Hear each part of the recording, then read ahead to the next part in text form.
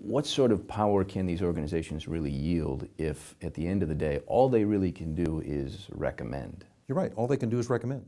And so it really depends upon the cooperation and the commitment of the police chief to accept those recommendations and then to impose the appropriate form of discipline. The pattern is that they reject a lot of the recommendations, and even on the ones they accept, they lower the recommended discipline.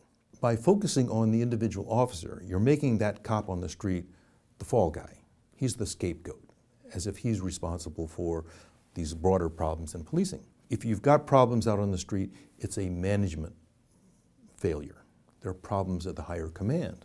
So in your view, these boards, as they're set up today, are systemically flawed?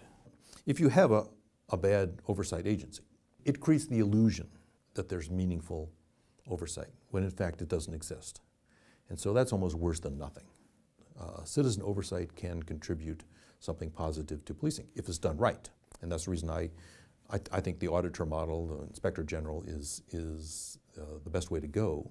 It can help restore confidence and trust in the police department. For example, the inspector general in New York City, which is a new agency, just issued a dynamite report on officers filing use of force reports in every instance. Turns out in New York City, they have no such requirement. They're backwards. New York City Police Department is backwards, by 20, 30 years. Now, Commissioner Bratton is in the process of changing that. But the fact that we know that, it's helped the public understand what the problems are in that department.